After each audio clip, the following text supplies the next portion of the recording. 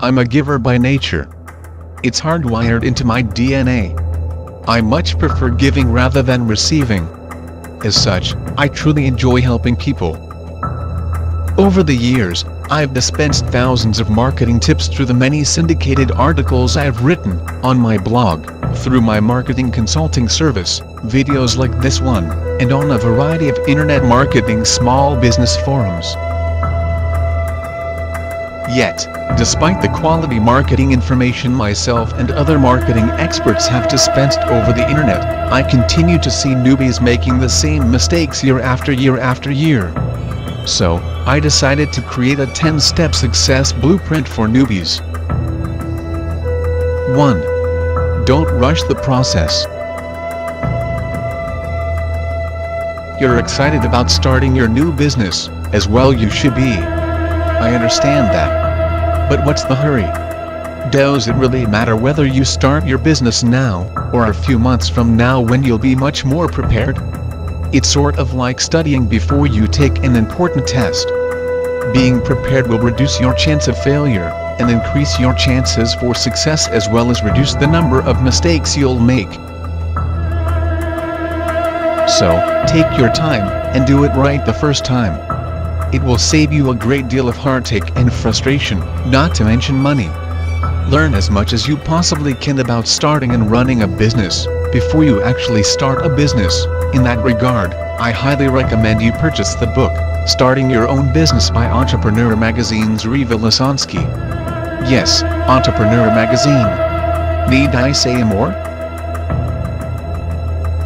2. Have a plan. You need to have some sort of business plan, or plan of action before you start a business. It doesn't necessarily have to be an elaborate business plan unless, of course, you are seeking financial backing, but you do need some sort of business plan nonetheless. Why? Because a business plan is like a roadmap to your goals, a GPS if you will.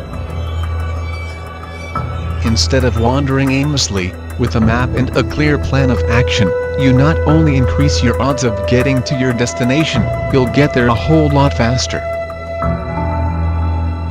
3. Become competent at self-promotion. If you want to make money online, you have to become competent at self-promotion. If you become competent at self-promotion, it really doesn't matter what you sell. You will make money with it, regardless. Marketing expert Elise Bennett has written an excellent book titled, The Art of Self-Promotion. If you're serious about making money online, do yourself a favor, and buy the book. 4. Put aside some money for advertising. Free advertising methods such as article marketing, forum marketing, social media marketing, etc. are all proven traffic generators. But it's also important to have a sufficient amount of money set aside for paid advertising. If you want to make sales, you will need to be able to generate traffic to your website in the short term. The best way to do that is to combine proven, free advertising methods like the aforementioned, with paid advertising. For example, pay-per-click, as-in advertising, text link advertising, etc. 5. Have a trustworthy website. One of the most important things you can do is instill confidence in your website. That starts with making sure your site doesn't have any blatant spelling or grammatical errors. Also, let visitors know who's behind the site.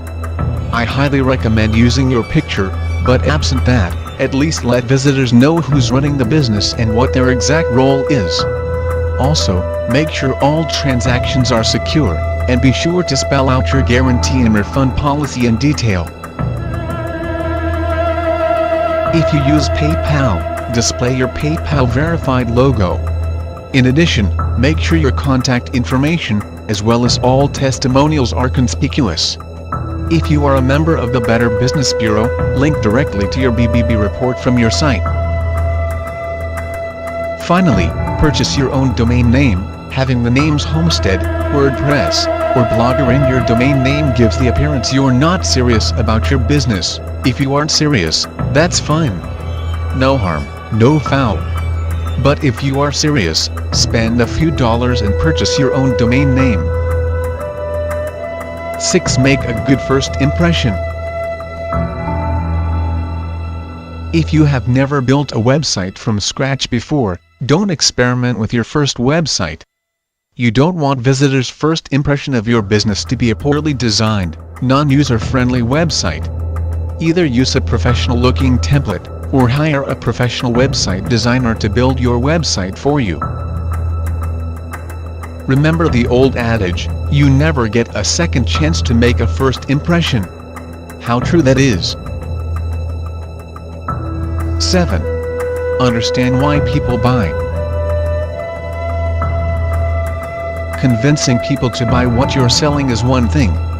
Understanding why people buy is something else entirely. If you want to take your business to the next level, learn as much as you can about marketing psychology, and when it comes to marketing psychology, influence, the psychology of persuasion by Robert Cialdini is as good as it gets. 8. Develop a unique selling proposition. Here's what master copywriter Michael Fordin had to say about a USP in his article How to Hook More Copywriting Prospects. A USP is what distinguishes you from the pack. It increases perceived value, expertise, and credibility without needing to state it outright. Just by being 10% different, unique, original, or special is enough to make you stand out like a sore thumb in an overcrowded, hyper-competitive marketplace. You simply cannot say it any more succinctly than that. Be smart. Get an edge on your competition, and develop a USP. 9. Practice the law of diminishing returns. Many newbies fall into the trap of jumping from one program to another. They're like bees pollinating flowers, darting all over the place. They never settle on any one program for any length of time, and as a result, they never make any money. When it comes to marketing, you have to be disciplined enough to be patient. You have to give programs a chance to work. It's often necessary to make multiple adjustments to get a program to work. It's part of the process, but when you do find something that works, stick with it and milk it for all it's worth. Milk it to the point of diminishing returns, before you move on to something else. 10. Solicit feedback from your customers. At least once a year, you should survey your customers and ask them what you can do to improve your products and/or service. A customer survey serves 5 purposes. 1. It invites customer interaction and participation. 2. It shows your customers that you care what they think. 3. It will spark dormant customers. 4. It allows you to conduct necessary market research. 5.